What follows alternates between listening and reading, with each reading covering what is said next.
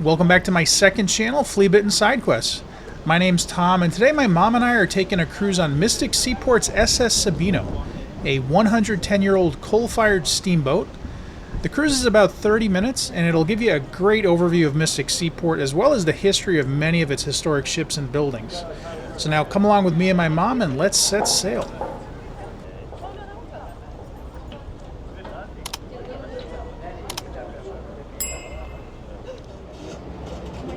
Thank you so much. Do you want either of these back as a souvenir? Yeah, that'd be good. Yeah. Both of them? Sure, why not?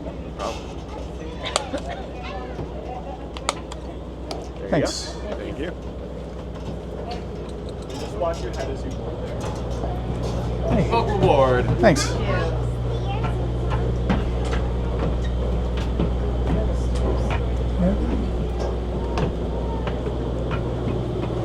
Oh, there's the engine.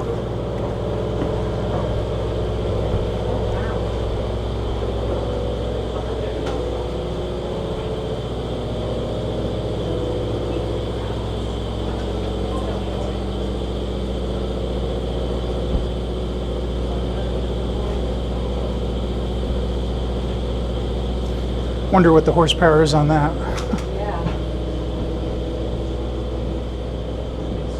And they got this tiny little cabin here. Don't know if I'd want to sit in here if I had a choice. No.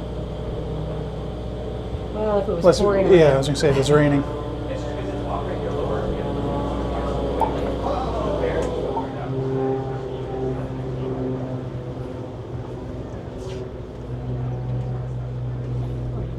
Yeah. All right, let's go up here. Don't fall. I'll try not to.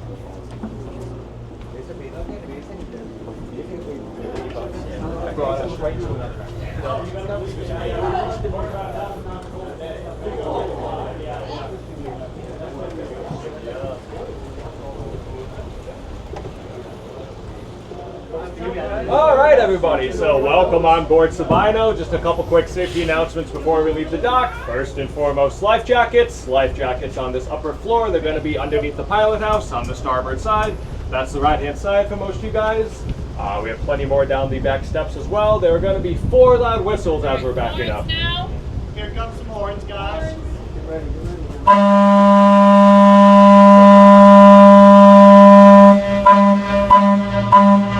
They sound exactly like that.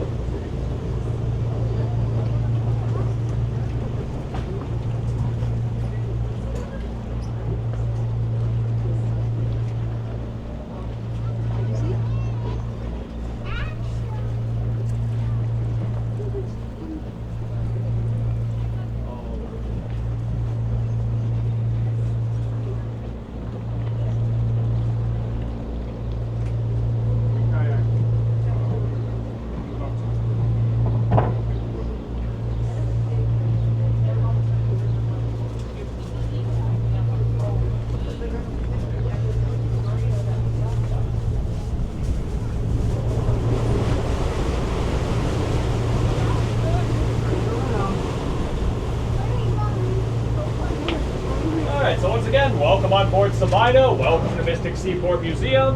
Here at Mystic Seaport, we are the largest maritime museum in the United States.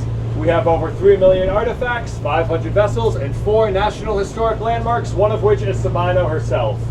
If you made your way across our grounds, you've noticed all of these old-looking buildings. That is because by and large they are old buildings. They're original working New England buildings. We brought them from all throughout the New England states. They all live with us at the seaport now. Off the starboard side, that green and red oyster house, that is the Thomas Oyster House, built in New Haven, Connecticut in the 1870s. It was a functional oyster house up until 1956. We got it in our collection and we positioned it over the water just like it was in New Haven. Fun fact about oysters, a single oyster can filter 50 gallons of water a day. So they're very good for the body of water. The problem is whatever is in the water then gets in the oyster. But but there has been some oystering going on further down the Mystic River in recent days, with the river being cleaner than it has been in the past. Included with your ticket admission, you can take out one of our boats here at our boat launch there. Also off the starboard side, we have paddle boats. We have a couple of canoe style with paddles. If you take out one of our cat boats, I'd recommend you have some sailing experience before you leave the dock. But you can see a couple of the vessels out on the water there with the life jackets, the paddle boats, the kayaks. Those are included with museum admission.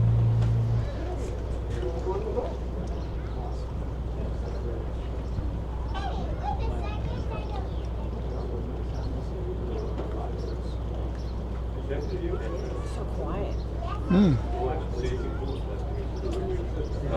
Again, off the starboard side, we have a long brown building with the green windows and the green doors. That is the Plymouth Cordage Company, down to us from Plymouth, Massachusetts. That is what's known as a rope walk.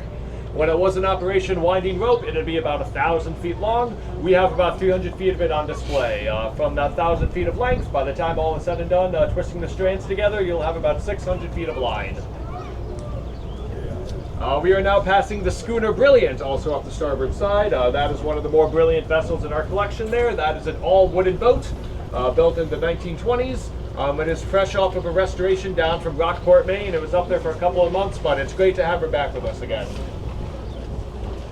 So we have a lot of original buildings. We do have a couple replicas on our campus. For instance, this lighthouse here. This lighthouse is a replica of the Branch Point Lighthouse out of Nantucket. We asked the island of Nantucket very nicely for their lighthouse. They said no, so we had to build our own. That being said, it's an exact replica of the Branch Point Lighthouse, 23 feet above sea level. The original Branch Point Lighthouse, it's the second oldest lighthouse in New England after Boston Light and Boston Harbor. Thanks to our friends at the Coast Guard, we have a 4th order Fresnel lens up in our lighthouse. We don't shine it at full brightness for our neighbor's sake though.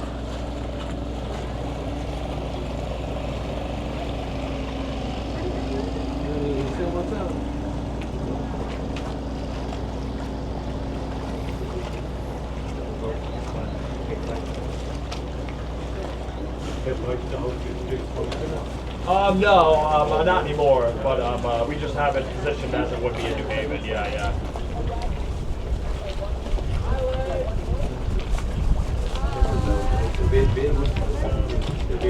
The whaleboat is the black and red one with the 3 masts and the flags going over. Yeah, I'll speak about that in a little bit, yeah. So we are passing by our sailing center right here. In addition to being a museum, we teach people how to sail. We have programs for groups of all ages, as young as 6, all the way up through adulthood.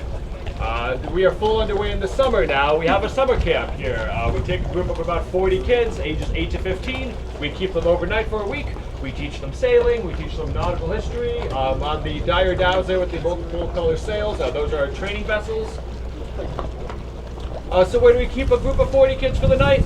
They bunk on board the Joseph Conrad, which is the bigger black and yellow vessel right there. The one in front, Little Vigilant, that's part of our Yachts on Exhibition. You can charter that out for a day or two, or even longer if you so desire, but the kids sleep on board the Conrad, which is the black and yellow one behind that one. So the Conrad was built in 1883 in Copenhagen, Denmark, served as a training vessel for the Danish merchant service. In her time there, she had a great number of cadets trained aboard her. She changed hands throughout the years, went into possession of Captain Alan Villiers. That is when he changed the name from the original Danish Jaeger Steg to the Joseph Conrad as we know today. You can see a few more of our original New England buildings coming into view right now. The triangular shaped building right on the end with the 2 chimneys. That is J.D. Driggs Shipsmith, down to us from New Bedford, Massachusetts. A shipsmith, very similar to a blacksmith, similar tools, similar methods. They just make stuff for ships. The shipsmith is flying a blue and yellow flag. That is K in the nautical alphabet, stands for kilo, means I wish to communicate with you. Any boat, any building, any exhibit with a blue and yellow flag, one of our staff members is stationed there. They'll be more than happy to answer any questions that you have. So there's a crowd gathered in front of the Charles W. Morgan. They are watching our demonstration team do one of their demonstrations there. They are breaking down how they harpooned the whales in that little whaleboat right there. There'd be about 6 men in the whaleboat there, and the Morgan acted as the mothership, but that vessel that they're floating in right there now, that is the one where they would actually harpoon the whales in. Yeah, the whaleboat, the smaller one. And the whale ship next to them, that is the National Historic Landmark. That is the only wooden whale ship still afloat. That is the Charles W. Morgan there. Launched in 1841 in New Bedford, Massachusetts. She had a very long whaling career. She whaled for 80 years up until 1921. She made 37 voyages in her heyday. When you signed up to serve on a vessel like the Morgan, you did not know when you'd be heading back to your home port. You would only be heading back after your barrels were all filled up with whale oil. Could be a number of months, could be a number of years. The shortest voyage on board the Morgan was 9 months. The longest was a couple days shy of 5 years. Of course, stopping at island ports for water and food, but you wouldn't return home for many years at a time. How many passengers? The Morgan had a crew of under 40. And it could hold about 2,700 barrels of whale oil, so that is why you would be up for so long. You can go on board the Charles W. Morgan, you can go into the vessel, see the captain's quarters. You have a lot of access on board the Morgan. The giant black and white vessel behind us, that is the Firefighter there. That is the fireboat from New York City for many a decade. Was launched in 1938. Spent much of its life floating in the Hudson River. If you'd like to go on board the Firefighter, there are guided tours at the top of every hour. There's a chalkboard right on the other side. If you want to get on board the vessel, I'd highly recommend it. It's a great tour. Just be there at the time posted on the chalkboard. Will roughly how many whales do you think they have got? Hundreds. I mean, depending on the size of the whale, you could get 50 barrels up to 100 barrels, 120 barrels, and to fill 2,000. So maybe for this age, 100 whales? I mean, it would be multiple whales per voyage. You'd have to, some voyages they catch 60 whales, some would be 70, some would be 80, and then going on 37 voyages. Yeah. So, a lot of whales, yeah? Yeah, yes. What do they do with the whale? How do they Yeah, do so the majority of the use of the whale went for the blubber. Whales are very fatty animals. They would harvest the blubber, boil it down on deck, and then they would use it. People think about like lighting lamps and candles and stuff, but a majority of the use was for industrial purposes, for industrial lubrication. The Industrial Revolution was lubricated with whale oil. All the smithing mills, textile plants, anything metal on metal was lubricated with whale oil. It was just so darn good at what it did. It didn't break down, it didn't freeze, it didn't spoil, it didn't boil. That is why they launched hundreds of vessels like the Morgan there, yeah. So they pull the whale onto the boat? The whale is much too big to fit onto the Yeah. vessel. It would be floating in the side of the water. So if you'd like to learn more about the process of cutting into the whale, in the curved wooden Thompson building back there, we opened up our newest exhibit. It is called Monstrous. It shows some whale oil products. It shows how the whale was cut into on the side of the vessel. There's a scale model vessel that shows them cutting into a whale. You can see some candles, some spermaceti candles, some other products used by the whale. So I would point you to the Thompson building there in Monstrous. Gives you a nice in-depth look about actually cutting into the whale and the process and all that. Yeah, that one right there. Yeah. Any other questions? How many boats you said like that? So the Morgan is the last wooden whale ship still afloat. Unfortunately, it is not the last whale ship still afloat. There are still some whalers out in like Iceland and Japan and stuff like that. 1840. About 1841 it was built. Yeah, it's about 18% original. Having a long working life of 80 years, things would break, things have to be replaced, and then we've done many restorations of it throughout the years as well. Yeah. So what is water that it goes in the Atlantic Ocean? Anywhere, yeah. The Morgan has been in every single ocean. Yeah, whales are migratory animals, depending on the season, depending on the migratory patterns, depending on dumb luck. It started going out of New Bedford. They exhausted the Atlantic whale fishery pretty quickly, so it had to go around Cape Horn to get into the Pacific waters. Yeah. Going behind the whale. Going So the mothership, like the Morgan, that would stay further away from the whales. The 28-foot whale boat, those are the ones that would go right up to the whale. Yeah. But I would invite you to go on board the Morgan to learn more about whaling. If you haven't been to Monstrous, check that out. Yeah. So how do they kill the whale? With a killing lance, yeah. So they would harpoon the whale. The harpoon kind of acts like a fishing hook, and then there would be an implement called a killing lance. It was about that long with a big wooden handle, and then there would be a razor blade, a razor sharp point at the end of it. They would plunge it behind the blowhole of the whale. The whalemen called it the life of the whale. Some major arteries run behind there. You would pierce the lungs of the animal as well, and then that's what would deliver the killing blow. Yeah. How many people? Six men per boat. 6 men. Yeah.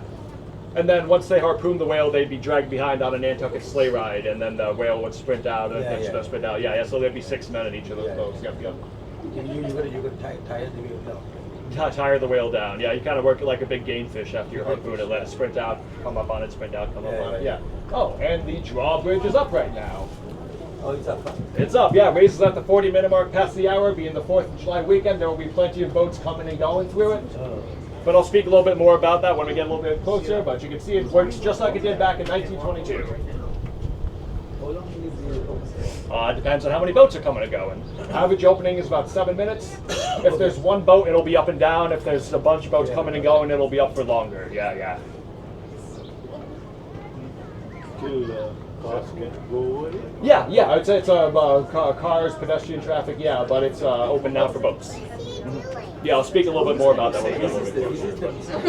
Yeah. Yeah, so good question. Yeah, so this body of water we're in, we call it the Mystic River. It's technically a tidal estuary. So we do not have a source of fresh water up north. We get all of our tide from Long Island Sound of the Atlantic. So it's a brackish mix of water. We have about a 3-foot tide. Right. But it's, the word itself, mystic, there's nothing magical or mystic about it. It comes from the Pequot word. The Pequots are a tribe in the area. They know this area as Massatuk, roughly translated to body of water moved by the moon and tide. Being a tidal estuary, that's exactly what it is. And then throughout the years, Massatuk became mystic, and that's as we know it today. There was this Nantucket or something. Nantucket. Noank is I mean Nantucket's like miles and miles off the coast, but it's off the coast of Massachusetts even. The closest. There was this movie called Mystic River. Yeah, that's up in Massachusetts. So Mystic River is up in Massachusetts. Mystic Pizza is us though. Yeah, Mystic Pizza is right in downtown Mystic. Yeah. Mystic Pizza. That's why this place is famous for, right? Yeah. Julia Roberts, Julia Roberts, that was one of her first starring roles. So the restaurant is right downtown, about a quarter mile up from the drawbridge. Yeah. Is it close to the 36 red? It's a little bit of a walk from Red 36. It'll be about a 10-15 minute walk or so from Red 36, but that's right on the river as well. Right in downtown, down Water Street, there's a place called Oyster Club. They have good oysters there. I mean, you really can't go wrong. There's the Mariner restaurant right in downtown Mystic as well, but I'd recommend going down Water Street. There's a lot of good restaurants down that way, Yep. So we are coming into our Henry B. DuPont Preservation Shipyard, the giant black and red vessel out of the water there. There's another National Historic Landmark. That is the L.A. Dunton right there. Launched in 1921 in Essex, Massachusetts. She's undergoing a multi-year restoration. You can go up the stairs, check out the progress of the Dunton. There's also a lot more going on in our shipyard down here. Underneath that big white tent there, that is a replica vessel of the Susan Constant. She's up to us from Jamestown, Virginia. The original Susan Constant was built in the early 1600s, brought some settlers over to the original Jamestown colony. We have her, we have a reproduction of that here, but it's a wooden boat built in 1991. It's about 30 years old, so it was about due for a restoration. So they're doing the restoration there? They're doing a restoration there, yeah. You can't get a great view of it, but you can poke your head in. There's a little plaque on the other side of our mailbox there, as we call it. But to get these big ships in and out of the water, we use our ship lift right there. The planks of water planks of wood facing the water there. Those red lumps on either side of it, those are our 8 Rolls-Royce hoisting winches. Gives us about 460 long tons hauling capacity. So that entire platform facing the river, it lowers and raises out of the water. The vessels are positioned on there. There'll be a metal cart underneath to support it, and then slowly but surely it'll make its way out of the water. It'll be on our rail system. Once it's on the rails, we can move it up and down, back and forth, wherever we What wish. was the drawbridge was going down? Oh, That's what I was. No whale hunting now. Not anymor, no. Sorry. Yeah, not for us But at it's least. down Yeah. now. If anybody's whaling, it's the Inuits way up north. They have agreements. Yeah, they have agreements worked out with the government. Generally, tribes get 1 whale per year, and then not even being like cliche or stereotypical, but they will use every part of a whale. There's a little bit of whaling done in Iceland, Japan, some other countries as well. But luckily, there's more money whale watching than whaling nowadays. So yeah.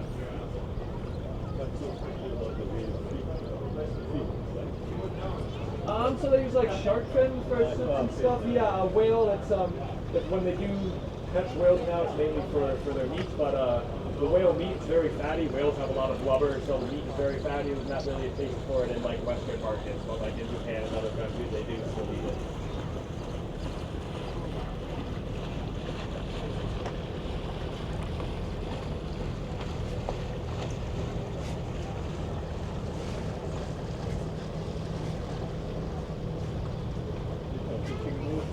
These are just private vessels. Mrs. M is a fishing boat right there. You can see she's got a dredge.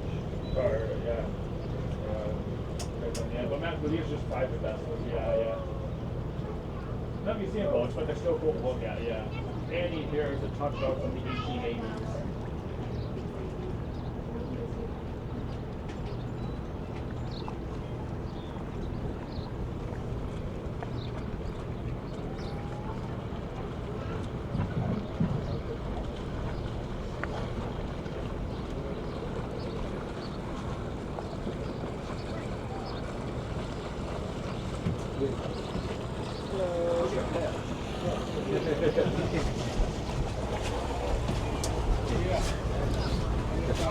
Where do you want to go? For the bridge.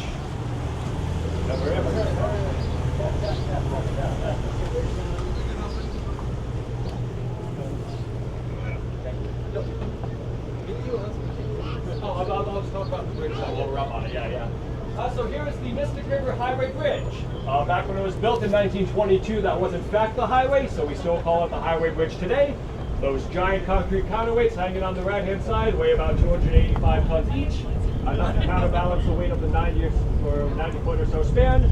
As you saw, went up, went down, makes over 2,000 openings a season. And that is Route 1 that stretches across that bridge there. That's the major eastern route. That's the one that goes from Fort Kent, Maine in the north, all the way down to Key West, Florida in the south.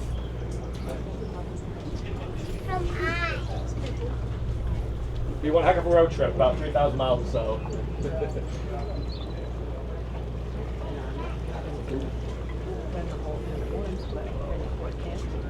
Yeah.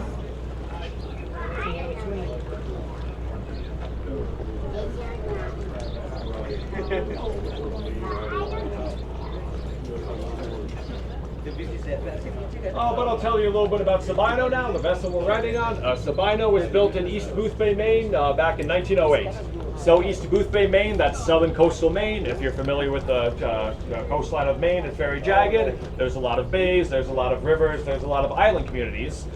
This is the early 1900s, not too many cars up that way, not too many roads for them to drive on, not too many bridges. So boats like the Sabino were how people got around.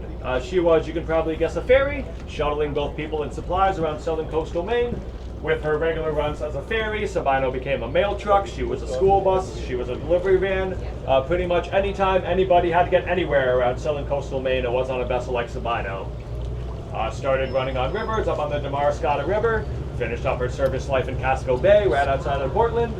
To this day, Casco Bay is maintained by a modern ferry line. People still live on the islands, they have to get to and from the mainland. But Sabino was in service up until the 1950s. She was rescued by Spelled the the traditional way, up in but Massachusetts, was cadet. on the Merrimack for a couple of years. Here in Mystic Seaport, we got the Sabino in 1973, and she's been on the Mystic River ever since. So from 1908 up until 2020, the Sabino was in fact a coal-fired steamer. She had a heck of a run being coal-fired. I myself was on board the last 2 years she was coal-fired. It became increasingly difficult to find a certified engineer to operate the engine. Turns out there aren't too many coal-fired steamboats you can get your thousands and thousands of hours that the Coast Guard requires on. We had to take our environmental impacts into consideration. There was no ifs, ands, or buts about it. We were in fact a coal-fired steamboat. You can tell by the smoke billowing out of our smokestack. We would burn 70 to 100 pounds of coal an hour, about 1,000 pounds of coal a day, depending on wind and tide. So we are now converted to a modern diesel-electric system. We have two diesel Caterpillar generators in the front, powering an electric motor out back. With that, we've reduced our emissions by around 95%. We can operate much easier, much cleanly, much more efficiently. And the mere fact that the Sabino is above the waterline is nothing short of a miracle. She's the only survivor of her fleet, and she's still able to give tours today. If you go down to the engine room, you can see the original red 2-cylinder compound steam engine. You can see the green boiler that's down there. We are a National Historic Landmark. In addition to helping to ballast the vessel, the engine and the boiler add to our historical character, and everything is still down there. We can fire up under steam if we so choose to. Any final questions before we get back to dock? That's nice with If you haven't been down to the shipyard, there's a lot going on in there. In that 2-story window building with the windows, there's another National Historic Landmark, the MSC Barry. We have the replica schooner Almastad with us. She is waiting on some new masts. And there's a lot going on in the shipyard, so definitely check it out if you haven't been down there yet. What is that thing that looks like a submarine? Yeah, It yeah, says that is Javelin there. That's been turning a lot of heads. So Javelin, that gray boat right there, that does in fact look like a submarine. It is not a submarine, but it is a radio-controlled vessel that would be controlled by people on Black Hawk right there. So the Javelin is unmanned. What it does is it goes up and down, back and forth, scanning the ocean bottom, looking for suitable places to plant windmills for offshore power. Oh, okay. But it's a pretty neat vessel, yeah. Yeah. It's kind of funny having like Star right next to her. That's a no-ank lobster vessel, all wooden, and then you just have javelins right there. So the contrast is kind of funny, but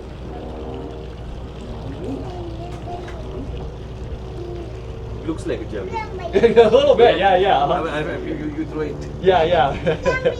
But yeah, it's unmanned, so it can go for hours at a time, just patrolling, doing its thing. Yeah. Really, what's the flavor of it? What's the flavor? That is for a yacht club. I forget which one. Cruising club. Okay, no, yeah. So that's for the Cruising Club of America. Yeah. Yeah, they stay with us sometimes at the north end there with their floating docks. A lot of their vessels are there. Yeah. It's a cruising club flag. Yep. Yeah. All right, so we are coming back into dock. We ask that you remain seated or just hold on to the side in case we bounce around a little bit. Other than that, thank you for riding Sabino and enjoy the rest of the day here at Mystic Seaport Museum. Thank you.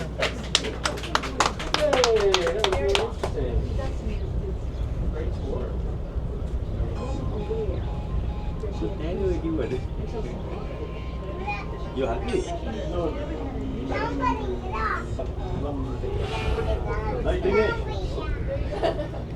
We are in a boat. We are going in the Mystic River.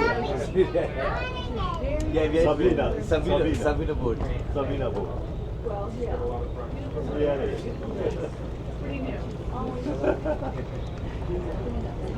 Not yet. So after this, we are going to have lunch.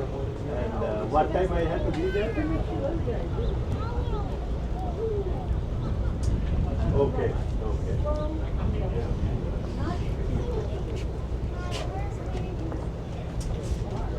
So from here to get there about 1.5 hours. Right? Right. Yeah. Okay. Watch your step. And there you have it. That was the SS Sabino. I hope you enjoyed the video. If you did, please give me a thumbs up, subscribe to my channel, leave a comment, and hit that notification bell. Yeah. Thanks for watching, and I'll see you next time. Yeah. Why do we? Yeah, we have a steamboat or what?